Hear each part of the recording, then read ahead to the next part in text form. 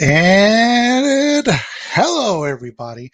This is a brand new season of, I got to get settled in here, a brand new season of the Remarkable Wrestling Podcast. I am your host, Boom Boom Brandon Oliver, and this is season 2. So I'm doing a little bit differently this year. We got a little bit of different format. You could comment and we could bring up those comments. I can invite you on to the show. So there's a lot of different things that we can do for the Remarkable Wrestling Podcast this year. And it's going to look a little bit different than before. But hey, you know what? We're going to give this a try and we're going to have a little fun with this.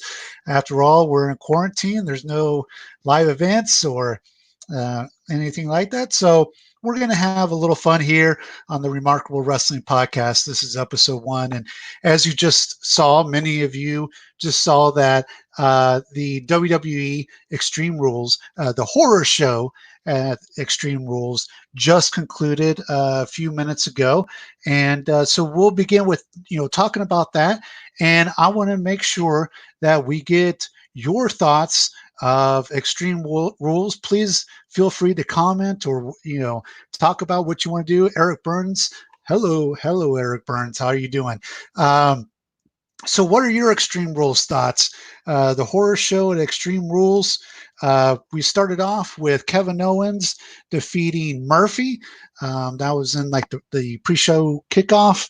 Again, I'm getting ready to run down the results. So if you haven't watched it yet, you may not want to watch right now. The SmackDown Tag Team Champions, the New Day faced Nakamura and Cesaro in a tables match. 8 reigns for the New Day, and I think that's obviously that's impressive. I mean, I'm more of a throwback fan, so I'm leaning towards Demolition and LOD and Heart Foundation and stuff like that for greatest tag teams of all time. But at 8 reigns, that's pretty impressive. And the New Day has done such a good job against. And then they had to face Nakamura and Cesaro in a tables match. The ending came when Kofi went through 2 tables, and we have new SmackDown Tag Team Champions in the form of Nakamura and Cesaro, who I mean, both of them are impressive wrestlers, and a New Day could do so much without the tag team titles. I mean, they don't need them at this point. They've won them 8 times, but Nakamura and Cesaro are they're obviously well liked. They're well liked by the locker room, by the roster, by the fans themselves. But it's kind of like I don't want to say put them together tag team. I mean, it seems, if you told me 3 years ago that Cesaro and Nakamura would be tag team champions, I would have a hard time believing it. But, it's one of those teams where they're meshing together. And I guess we're going to see what they do as SmackDown tag team champions. Let's see. I have a comment right here. 2 great matches ruined by 2 horrible finishes with Sasha versus Bayley and Seth versus Ray. We haven't got to those matches yet, but we'll definitely talk about that in a second. Melvin Johnson says it's true. So the next match after that was Nikki Cross with Alexa Bliss versus the SmackDown Women's Champion Bayley with Sasha Banks, and we're continuing with this dark side of Bayley. I believe it's 282 days as champion. I guess she's going to make it to 283 because she was victorious tonight using Sasha Banks' brass knuckles. I don't know if they're brass knuckles or if they're rings that just say legit boss or whatever on them, but they were passed, and sure enough, Bayley used it for the win over on Nikki Cross. We then saw a little short segment, a little teaser of the Firefly Funhouse, in which, Bray Wyatt said he was going to show the most heinous, disgusting video of all time. And then he immediately showed the karaoke from SmackDown, which I say that Dana Brooke won, by the way. That was, Dana Brooke won that one. But, it was kind of a little comedy there. But it was a preview for later on in the night. We didn't get a U.S. Championship match. Apollo Crews unable to defend due to injury. MVP declared himself by forfeit the new U.S. champion. So, you know, I don't know if that's going to stick. I guess we have to watch tomorrow night on Raw. Jeremy Garcia, I like Cesaro and Nakamura as tag champs. They're so good in the ring period, and I think that's right. You know, I mean, like I said, 2 or 3 years ago, if you had told me they were tag team champions, I would have been like, how and why? Because you know, it isn't. You know, it's kind of like a together pairing. And I know that they've been teaming for a little bit and whatnot, but you know, it is kind of, you know, two guys onto their own. But maybe those styles could come together and they could make a great tag team. They got to bring up the tag division for sure. Yeah, absolutely. You know, like I said, the New Day doesn't need to have uh, the tag team titles necessarily. We've already had 8 reigns, so you know why at this point, you know, give them another lengthy reign. They can actually, you know, do pretty well. I think people don't value their in-ring work. I'm not sure if you mean Nakamura or Cesaro or the New Day. But you know, Cesaro and Nakamura could be, like I said, you know, 2 years ago I would have been like, "What the hell is this tag team?" But you know, we kind of want to see, you know, what they could do. Obviously, we want to see them do something because Cesaro and Nakamura are so well liked by the wrestling community, that you just hate for them to, you know, show up to SmackDown or Raw and just, you know, have them be in a random match or just sitting in the back. You want those guys used. So this is an opportunity for Cesaro and Nakamura to be used. Brandon says that the new U.S. title is fire. Well, you would know best, Brandon, because he is the guy that makes the RCW replica belts, which you people can buy, by the way. So you can have your own RCW replica belt. If you go to the RCW website at rivercitywrestling.net, you could purchase the RCW title, the women's title, the international, the Phoenix tag team, and the Legends championships, and they're really good quality. They're I'm just going to say it, they're better quality than most independent wrestling organizations, and so you can check out Brandon's work there. He's saying that the new U.S. title is fire, and it definitely is a good looking belt. Brandon, I agree, and I also agree that everybody should go to Brandon's page off of the RCW website to buy some RCW replica belts. The eye for an eye match. Rey Mysterio versus Seth Rollins, and you could kind of tell my little head, you know, my little head thing that I did there. It is what it is, and they're obviously trying to tell a story, and perhaps they have something that they're going to do with Ray Jr. in terms of maybe a mask or maybe, you know, some sort of eye, you know, contact or, you know, something like that. You know, or where they're going to take Seth Rollins as far as, you know, being the Monday Night Messiah. And I believe it was Samoa Joe or one of the guys at the commentating table said we saw a whole new level of evil. So perhaps this is an elevation for Seth Rollins to be an even more diabolical heel. So the match itself, you know, athletic, good. The finish itself, I believe. Let me go back. Let's see. To this comment right here: 2 great matches ruined by 2 horrible finishes. So it was a great match. It was a great athletic match. I mean, you don't need to give Ray and Seth Rollins, you know, much of guidance. You know, you pretty much could just let those two go. I mean, you pretty much say that about all the WWE roster, but you know, definitely those two. And you know, but you know, let's see where they go with it. You know, as with all things with WWE, it's you know, the continuing saga. You know, the weekly episodic television, and so you know, we'll see what happens from there.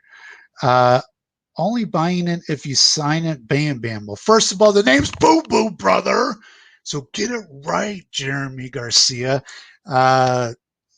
you know what, man? I'll sign it for you. If you buy an RCW replica title belt, I will sign it for you. Okay.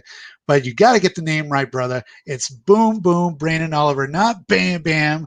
All right. I'm not Bam Bam Bigelow. I don't have a shaved head with tattoos on top of my head. All right. You got to get it right. But yeah, man, if you buy a replica belt, I'll definitely sign it. So let's get back to Extreme Rules. We had the Raw Women's Championship, Asuka with Kairi Singh against Sasha Banks with Bayley. Jeremy Garcia's, yeah, look at this. He's blaming it on autocorrect. Sure. But let's see. Asuka, one of my favorites. Asuka has always been one of my favorites, and I love the Kabuki Warriors and Sasha Banks and Bayley. I kind of had a feeling going into this match. I mean, obviously, they want to put all the belts onto, Banks and Bayley and make them very dominant before they break up. So we saw a very interesting finish. Was in my notes I was writing like crazy to try to write it all down, but basically what happened was Asuka had the Asuka lock on. Banks was tapping out. There was all sorts of chicanery going on, all sorts of shenanigans. Then as Asuka was going to spray the mist into Sasha's eyes, Sasha ducked out of the way, went right into the ref. Bayley, hits Asuka with the women's championship belt, then strips the referee of his ref shirt, puts it on, and counts to 3. No bell rang, I believe. I don't believe there was an actual announcement. They were just saying that, or at least Bayley was saying that Sasha is the new Raw Women's Champion. And so again, it's a tune into Raw piece, and we'll see what happens. If that causes any sort of a rift between Bayley and Sasha Banks, or will that victory stand and Sasha Banks is the new Raw Women's Champion? I guess we'll have to find out, right? Yeah, that's what the purpose of TV is for. And so at the very end, indeed, Sasha Banks and Bayley were walking out with the Raw Women's Championship. Sasha Banks desperately holding on to the wig. It was falling off. So after that, the Raw Championship, Drew McIntyre versus Dolph Ziggler. And so, it I'm reading some of these comments. Let me get to the comments real quick. So Eric Burns said Sasha Asuka match was awesome, but the ending sucked. Again, it's gonna kind of have to go somewhere. Logan Pettis backpedaling.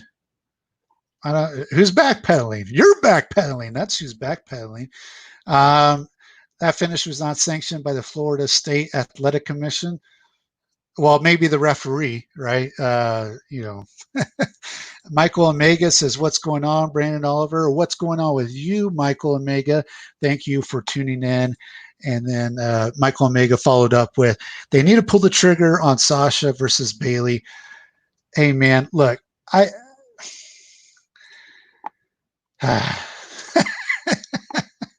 so here's the thing.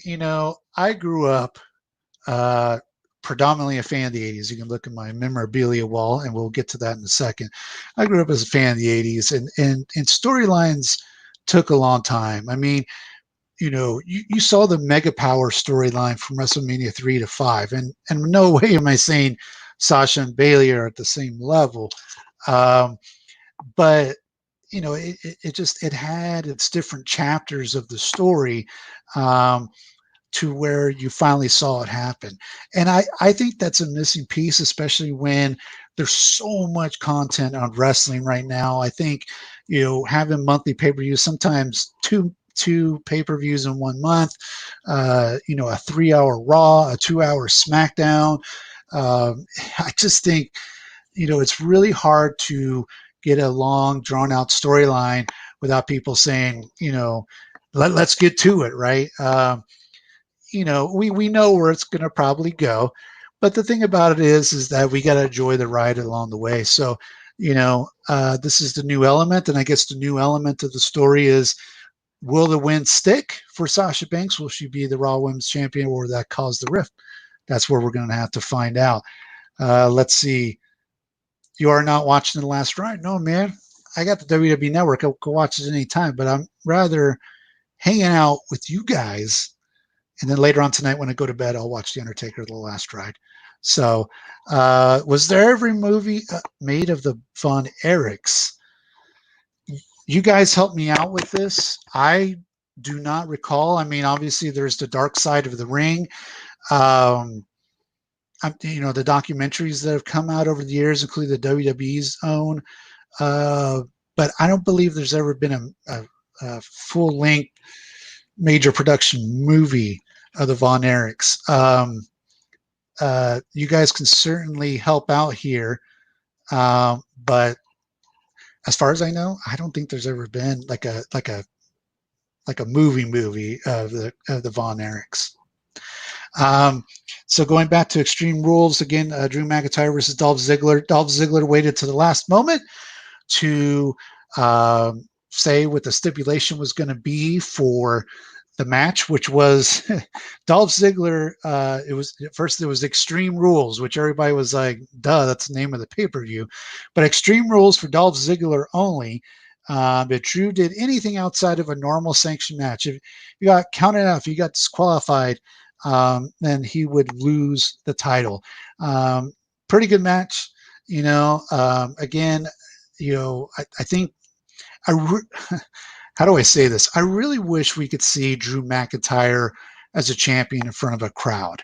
I think it's definitely due. And I think it's, it would be interesting to see. I don't know if he's going to be able to hold the belt by the time all this stuff is over. And we could do live events by then. But I really would like to see how the crowd reacts to him. The crowd reaction to the Royal Rumble, where he eliminated Brock Lesnar, was so good. And he had a lot of momentum going for him. And the guy's really changed up his look, his appearance, the way he carries himself. He's getting it, right, to be that main event star. I don't know, this is a podcast for a whole other day. I don't know if he's going to be the guy, your John Cena, your Rock, your Stone Cold, your Hogan.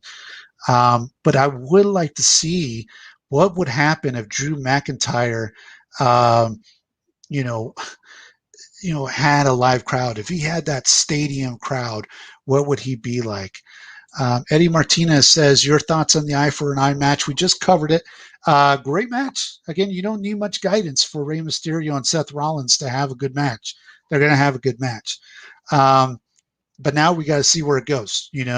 Like I said, the commentator said, hey, this is, I think it was Samoa Joe said that, this is an evil we've never seen before. So if this is a new launch to a more evil and a more sinister and a more conniving Seth Rollins, as opposed to a chicken shit heel Seth Rollins, I think that would be a real boost. And then I don't know if they have some plan for Ray, if some sort of new mask, or it has an eye patch, or he's going to wear some sort of contact or something, something to change up Rey Mysterio, because we love Rey Mysterio, but Rey Mysterio has been Rey Mysterio since the early 90s. So maybe time to kind of change it up and do something different, or some sort of new look. So we'll see about that. Albert Bertrand says that was genius by Dolph. Well, yeah, man, if you're in control of the stipulation, why are you going to let the opponent know about it, in advance? He did it until the very end. But yeah, it was a really good match, really hard hitting. So I see Brandon here says they are making a Von Erich movie. Well, that's good. I haven't heard about it. I'm hoping that it's legitimate and the production and everything that it deserves, because it is very interesting. I'll say right now, and this is for another podcast, I'm not a fan of Dark Side of the Ring, and I know that's probably going to rub some people the wrong way. I just don't really like it. but I know that they were covered on there, and of course the WWE documentary, and then there's been some other stuff as well about the Von Erichs. But that is great if and I trust Brandon because again he makes those RCW replica belts that you can buy at RiverCityWrestling.net. Logan Pettis is Drew a better champ than Diesel. I mean, it's apples to oranges. I mean, the WWF then and the WWE now are two completely different companies. And so it's, I could kind of see where you're going with that. But I just think they're still, two different eras. I think that Drew McIntyre obviously, can go more than Kevin Nash. He's definitely got youth. He's definitely, he's international in terms of his appeal. And so, it's a different animal. I don't think you could sit there and say ratings to ratings. Diesel and Drew McIntyre drew low ratings because the ratings are kind of on the low end right now. But I don't know if that's Drew McIntyre's fault. It's like I said at the beginning, and with this match, I don't know if that's Drew McIntyre's fault. Honestly, I think I think it's just COVID, and I think it's a lot of other things, and just that's why I say I wish we could see Drew McIntyre in front of a crowd as champion. I think it would be so much more different. Brandon's confirming it. Brandon's sticking by it. He says a new feature movie on the Von Erich family being developed, and it's going to be like Paige's movie. Excellent. So that will be awesome. So again, going back to Extreme Rules, Drew McIntyre won the match with a Claymore kick and retained the title. I mean, let's face it, they probably weren't going to give it to Ziggler. And then the final match of the night, or final fight, another cinematic match, was the swamp fight between Bray Wyatt and Braun Strowman. And as with Bray Wyatt, you're going to get this very deep psychological, dreamlike cinematic piece that similar to his match with John Cena at WrestleMania. This is the new era, and I think cinematic matches. We touched on this on Remarkable podcast the first season about cinematic matches. This is it, and if this is what they got to do during the time of COVID, at the time of where there's no events and no spectators, and Vince McMahon said a long time ago on that documentary, what was it? Beyond the Mat. Beyond the Mat. Remember, he was eating that sandwich and drinking his water and said, "Oh, by God, we make movies," right? So he's getting those opportunities. WWE has always had WWE films, or at least over the past, decade or two. They're getting to make movies, and they're getting to push these out. And I've seen cinematic matches now on different companies. In fact, on the Impact Wrestling, I saw, Hernandez and Rhino in a cinematic match. So I just think that's kind of the new era and a new way for wrestling companies to present entertainment, to the masses. I think it was well produced. I thought it was pretty good. At the very end, I liked the little tease where, he, what's his name? Braun Strowman. He kicked Bray Wyatt into the water, and Strowman's like, "Oh man, it's over. It's over." And they killed the audio, and they had the little copyright. And then, you see, the horror movie. I guess that's the whole theme, right? The horror show at Extreme Rules. You had Bray Wyatt pop right back out and pull Braun Strowman into the water, and then it's revealed it's the Fiend. So I don't know if Braun Strowman is dead, or if he got away, if he managed to do like in Looney Tunes where they had like a little straw made out of like I don't know, like a lily pad or something, and he swam away and was able to breathe through that. I don't know. So we're gonna have to find out on SmackDown. But it was very interesting. And again, I think cinematic matches are here to stay while COVID is going on, definitely, and probably a little bit more. I thought we've covered this before in season 1 of Remarkable Wrestling Podcast, and that, The Undertaker and AJ Styles was such a badass match. I love that one. But it also depends on who you have doing it, and then, just how it plays out. This one I don't think was as good as a Boneyard match. I don't even know if it's on the same level as the Firefly Funhouse match with WrestleMania, but it's still entertaining, and it fit the mantra of the show, the horror show at Extreme Rules, which I thought was an interesting idea, to add a theme onto an established already pay-per-view versus just doing the same thing. Let's take a look at some comments real quick. Nam Palmero, what if someone will only wrestle with their right hand and hide their left hand for the entire match? Well, there was a little, I remember Vince McMahon was going to wrestle Stone Cold Steve Austin, and Vince said, you said you would wrestle with one hand tied behind your back. And so they were tying Stone Cold's arm behind his back. And that's when Dude Love came out and interfered and beat up Stone Cold, and Dude Love became like the corporate Dude Love. I think that's the only time I've ever seen a one-armed match.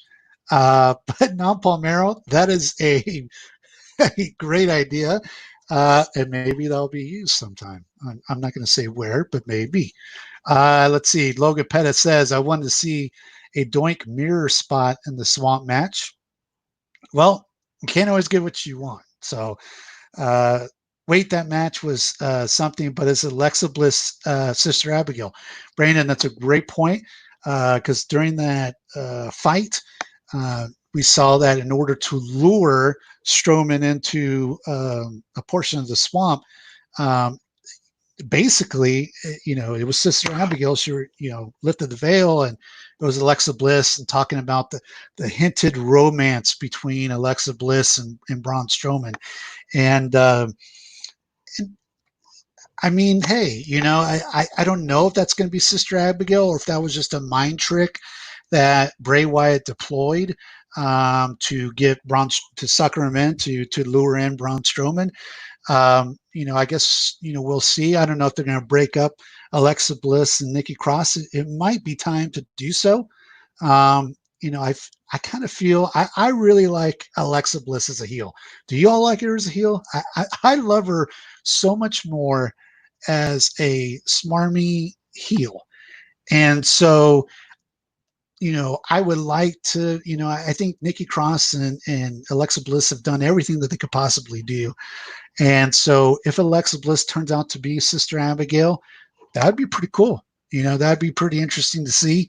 I don't know if it's likely to happen, but it would be interesting to see. I think it was just a mind trick on Bray Wyatt's part to lure in Braun Strowman.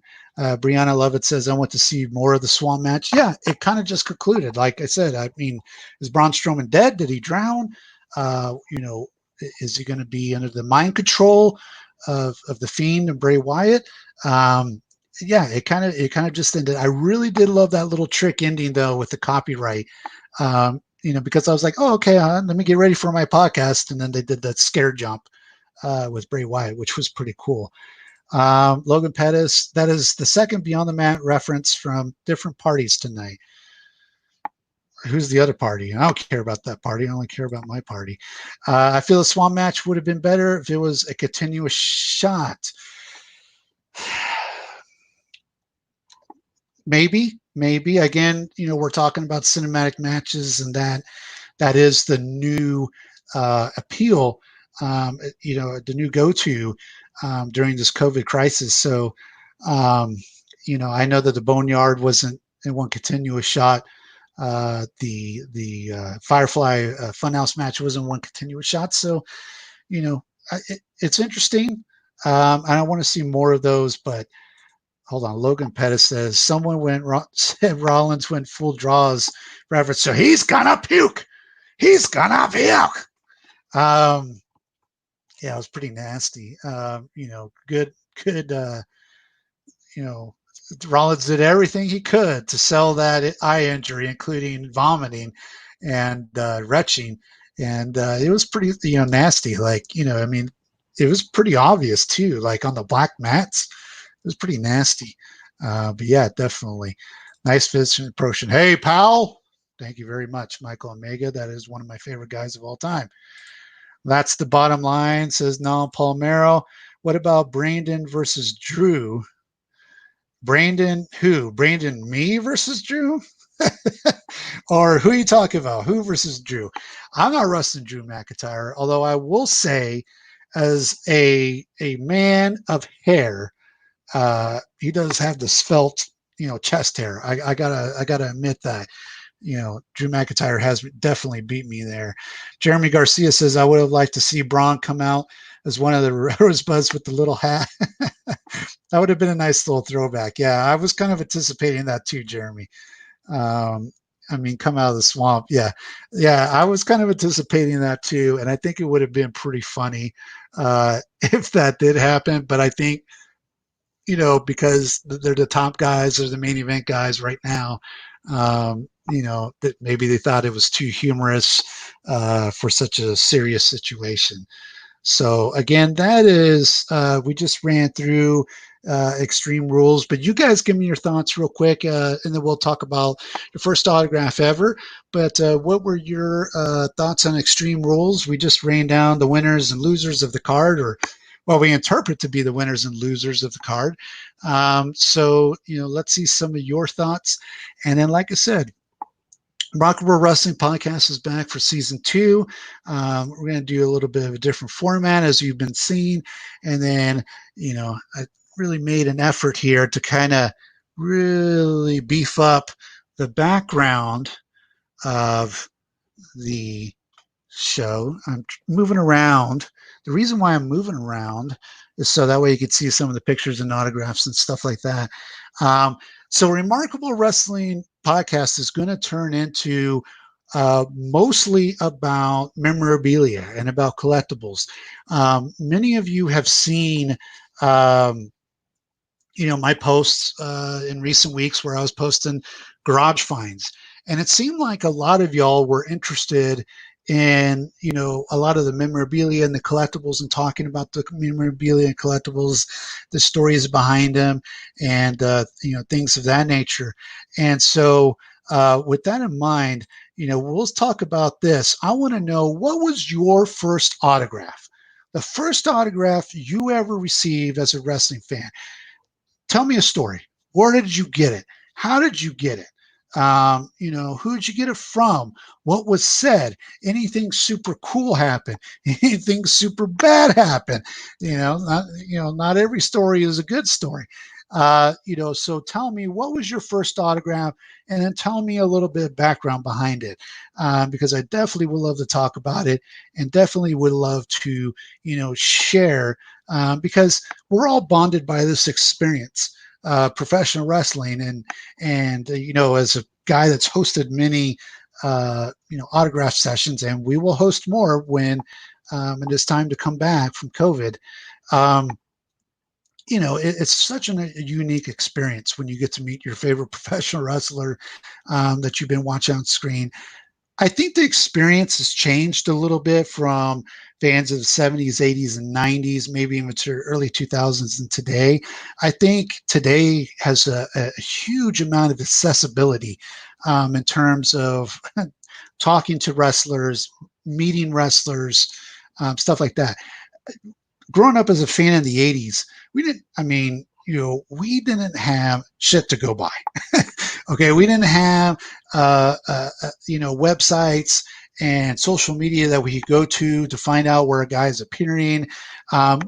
We just happened to see maybe a flyer or maybe an ad on the television or in a newspaper.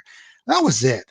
And growing up in San Antonio, WWF really wasn't coming to San Antonio at the time. It was kind of looked at as a B or C town. I remember going to a WWF card at the Sunken Garden Theater, in which one of the matches was Coco Beware versus Frenchie Martin. So that would give you an indication. I love Coco Beware; he's a great friend of mine.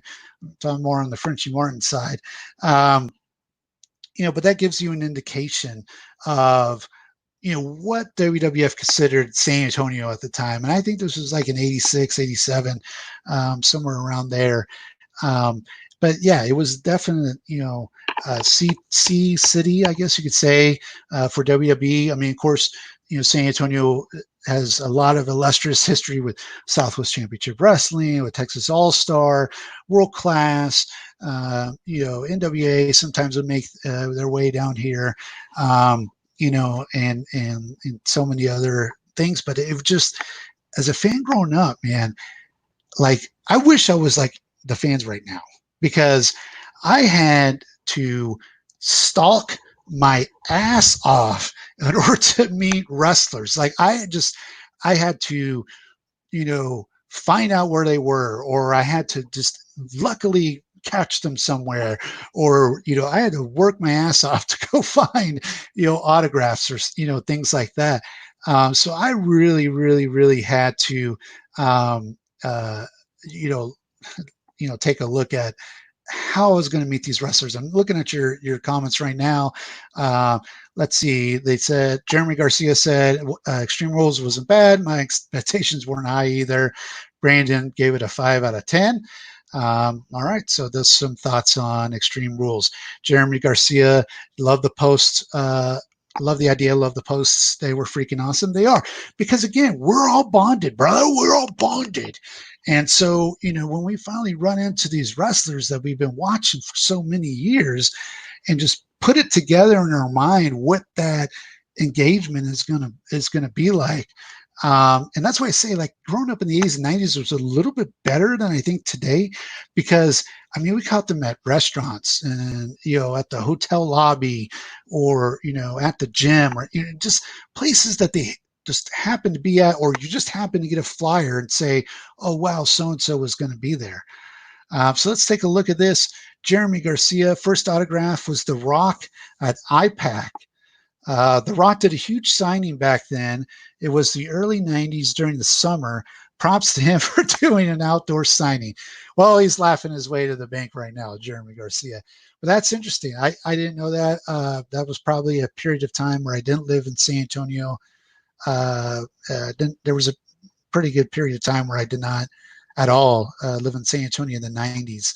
And The Rock doing a signing outside at a car dealership. And that's what I'm saying. Like, you go back into those days, they weren't glamorous signings.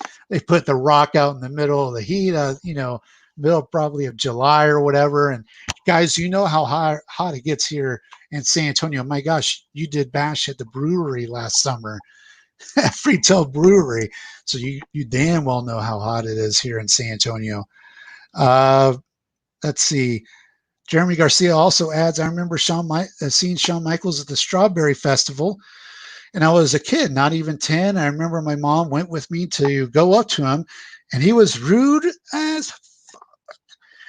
By that, my mom asked him, and he responded with, "Can't you see I'm with my family?"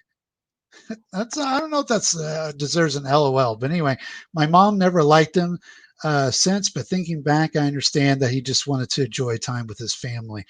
That, I'm wondering, what year was that, Jeremy Garcia? Because that may have been the early 2000s, and if so, Shawn. I went to the Shawn Michaels Wrestling Academy, and it was awesome. But yeah, Shawn was definitely a dick for a little while. So, all right, let's see some other autographs. Logan Pettis, technically speaking, Sonny Myers, former NWA Central States champion in the 50s and 60s, was my first wrestler. And it was so much an autograph as much as he was hometown sheriff and signed paperwork for my parents' businesses. Hey, man, an autograph's an autograph, brother. You got to do what you got to do. Jeremy Garcia added, not long after I got Steve Austin's autograph at the Freeman. He didn't break kayfabe. I don't know what that means. So I was like scared, but he was my favorite back then. And I was a kid and just didn't want to piss him off.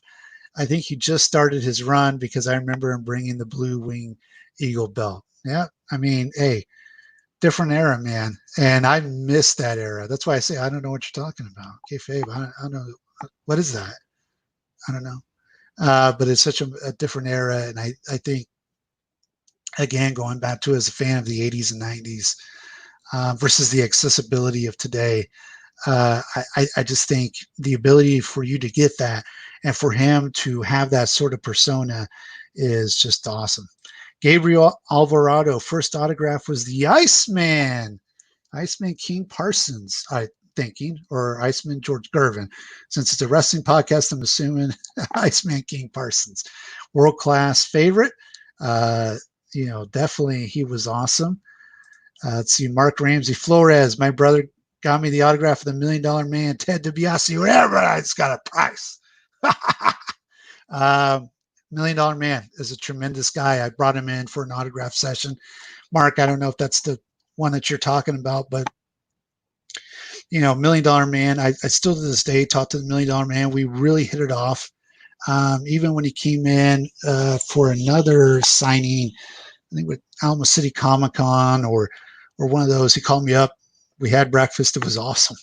And he was a guy that I think really enjoyed what we did here, as far as his autograph session in RCW. And as a little story, he was so impressed with how we did and how we treated him and how great the fans were and everything that he asked me, he said, Brandon, who's on your wish list for wrestlers you want to bring down?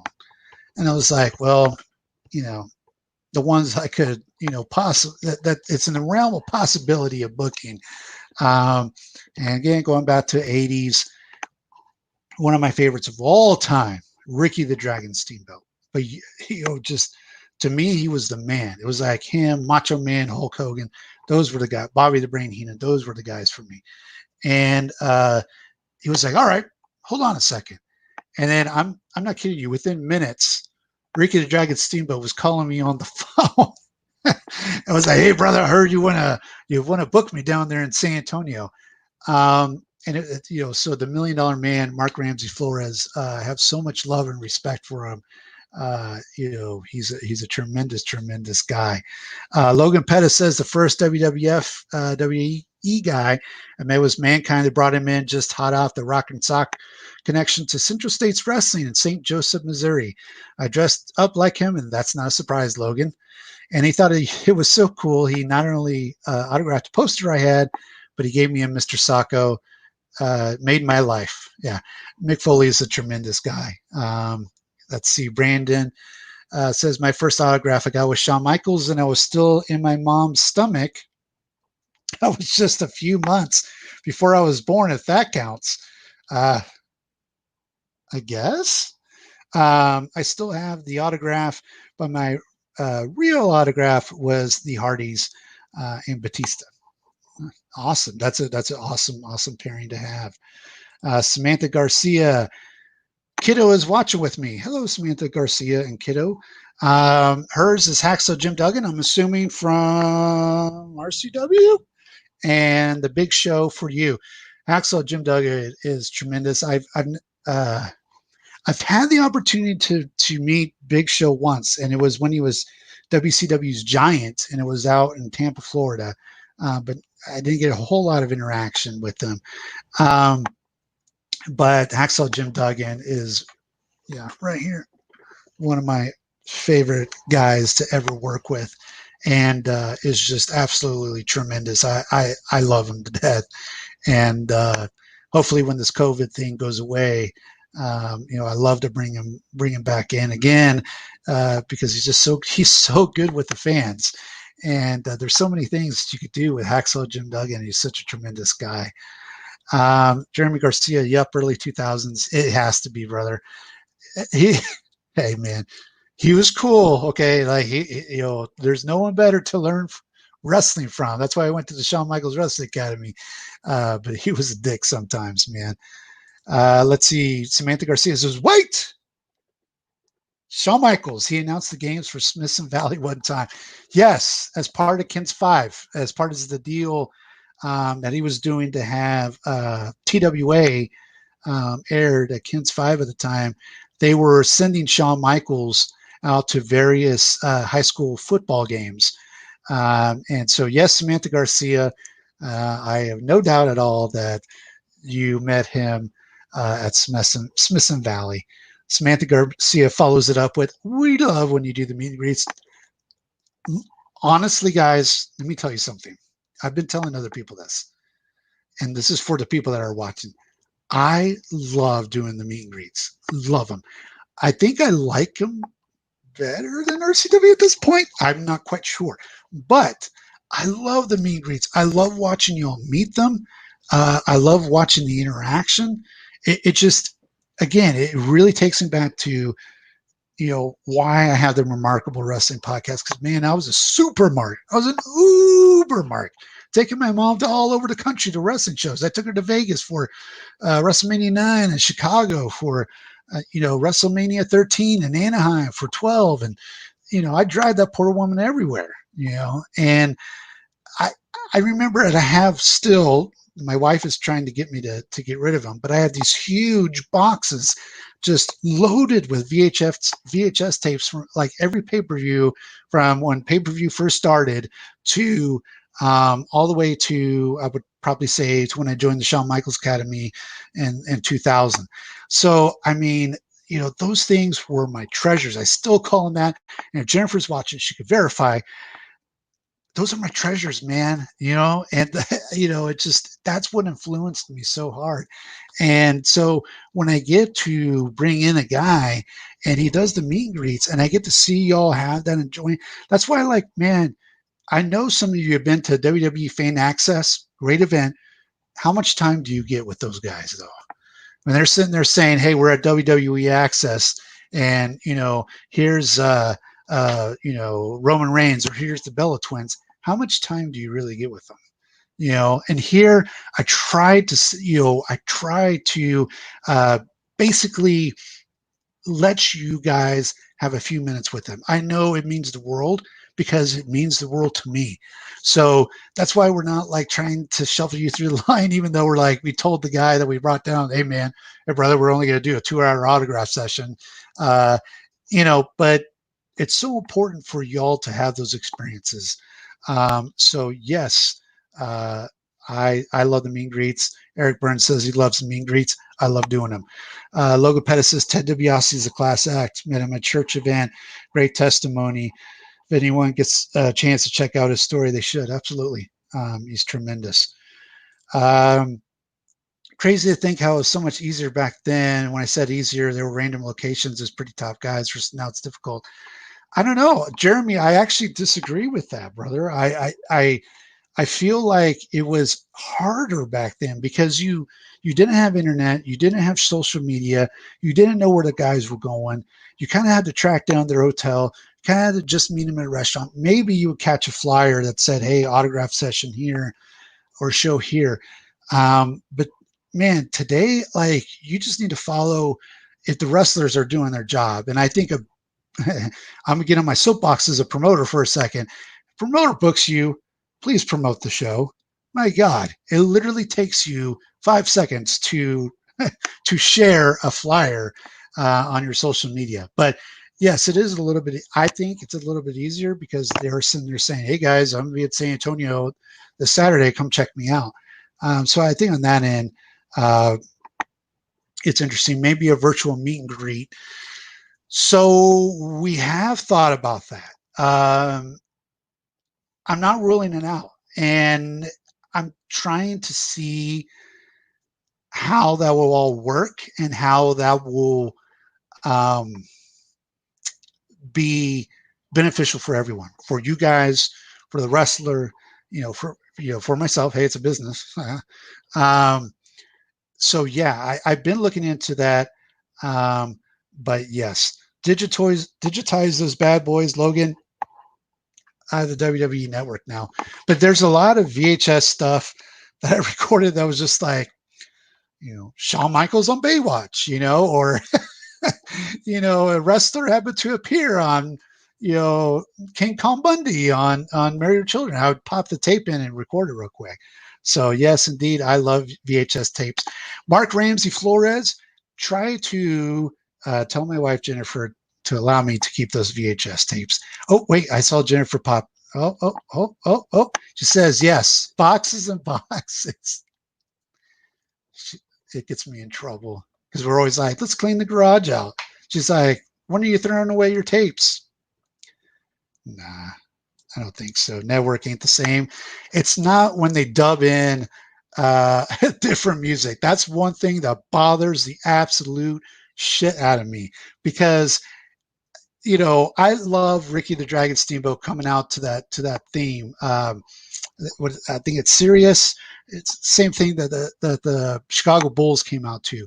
I love that. Um, they've dubbed that over. They've dubbed over Ravishing Rick Rude's music, and I'm a huge Rick Rude mark. And so, I was watching, I believe it was Primetime Wrestling on the network, and they're like, all right, Gorilla is like, we're gonna go down to the ring now and watch Ravishing Rick Rude, and then I'm waiting for that one like saxophone music, and it's something different. I'm just like, oh, it sucks. So yeah, I agree. The network isn't the same on some things. Manuel Figueroa, hell yeah, son. My first autograph is Diamond Dallas Page, meeting him at Texas A&M San Antonio. Thanks for getting him to visit. You're welcome.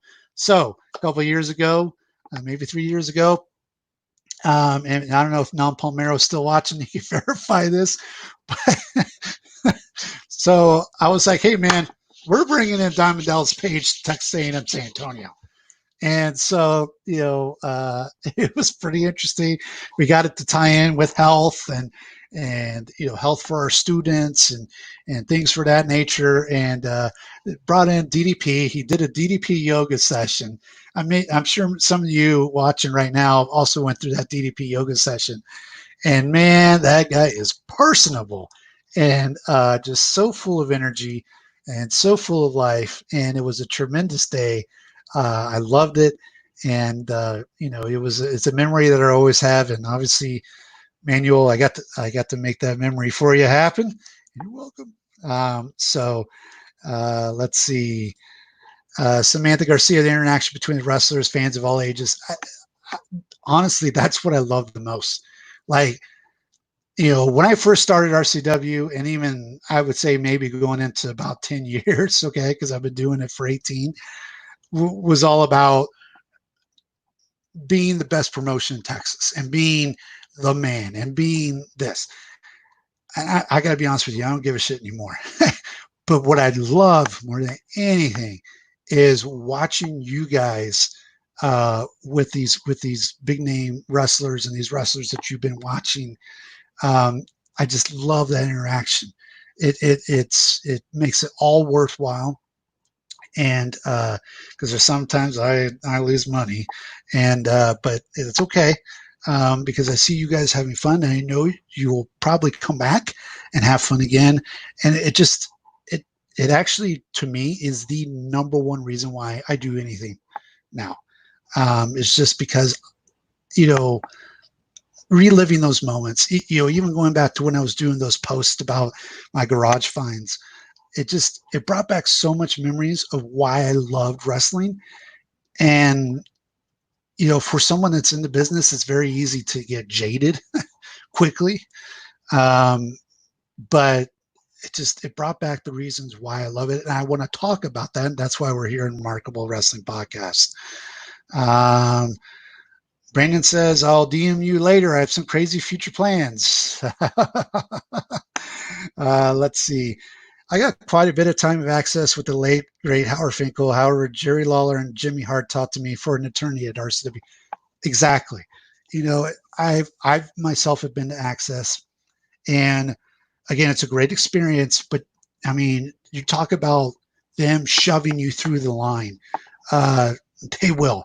So if you want to sit there and you want to meet Kevin Owens at WWE Access, I mean, your encounter is going to be brief, unless like you're very photogenic and the WWE cameras are right there to capture it, so that way they could do a recap video later. I mean, it's just I love it when we do it here, and I know I keep some of you in the line. But I'm telling you, when I see you interact with them, it's so worth it. So Logan also says he likes DDP's network song better, though. Come on, man. You got to have the self high five. This smells like Teen Spirit ripoff. That's just how I remember it. Eric Burns says, I met Sami Zayn 2 years ago in Cedar Park. Got a picture and an autograph. That's a good one to get. My wife is following up. You started making them in DVDs, but still wants to hold on. I think she meant to the VHS just in case. So Abel says your garage finds are badass. I got Don's brother. I barely scratched the surface. I just wanted to see the reaction and to see if it was a similar reaction that I have in getting them, and so yeah, we're going to bring that up a lot. Mark Ramsey Flores says, I missed the meet and greet at RCW. You get a hot dog, drink, and a poster. Hey, at RCW, we're the king of deals. You want a hot dog, a poster, and an autograph? Here you go. Yeah, that's a good one. And Chase Seymour says, I met Bushwhacker Luke, and I'm hoping that's at RCW because we've had him a couple times. And also Kevin Nash. Kevin Nash would be a good one. Bushwhacker Luke, I love Bushwhacker Luke. He's a tremendous guy, and a true class act. And you talk about a guy that made wrestling his livelihood. The guy has been wrestling. I'm not gonna give away his age, but what I am gonna do is I'm gonna talk about my first autograph real quick. So I'm gonna pull it off the wall here, and some of you already know this story, and some of you got to be a part of this story, but I have it right here. So my grandfather was a lieutenant colonel in the Air Force, and he would take me and the other family to the commissary or to the basic exchange pretty frequently. And so going to the BX one time, and this was the era of the After magazines, and so I would love to go to the BX because they had a crap load of wrestling magazines. So I would just, my grandfather, or, whoever else, my mother, or whoever would be, shopping or whatever, and I would just, pick one, Pro Wrestling Illustrated, The Wrestler, just so on and so forth, of just different wrestling magazines. But I happened, like I was mentioning earlier, I happened to walk by and it just had like a sign set up saying that Sergeant Slaughter was going to sign autographs at the BX. And I was like, oh my God, I never had an opportunity to meet a wrestler. This would probably be 86, 87-ish. He was doing G.I. Joe. He was doing a thing for, I don't know if you can see it. The lights are kind of bright, but the original LaZink, he was a spokesperson for this, basically the sunblock that you would put on your nose, like the big strip. It'd be red or blue or whatever. And so he was the spokesman, I guess, for that. And so my grandfather took me up there a week later, and there it is right there. That was the first autograph I ever got. Unfortunately, I don't have the date. Maybe someone out there also went to Lackland and got his autograph there. But I want to say it was like 1986, 1987. At East Brandon, Sergeant Slaughter, USA #1, Yo Joe. And there's a little me right there. There's a little, look at that little pipsqueak. Look at that little pipsqueak. That's me. Yeah. So that's my first autograph I ever got. I got with my grandfather, who is no longer with us. But it's a memory that I will always treasure. And one of my things running RCW and the meet and greets for so long was I wanted to bring in Sergeant Slaughter, and I really wanted to do that because, gosh, it would be, let's see, 10, 20, 30 something years later to finally have a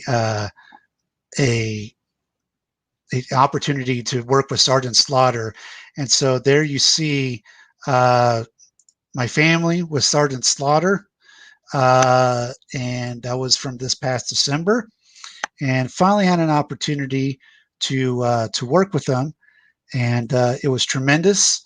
And the most memorable thing, and I'll tell you this most memorable part. It was also my mom's birthday, and so we went to Alamo Cafe to have dinner. And I said, "Hey, Sarge, man, do you want to come out and eat with us? It's my mom's birthday, And he's like, "Yeah, I'll come on out."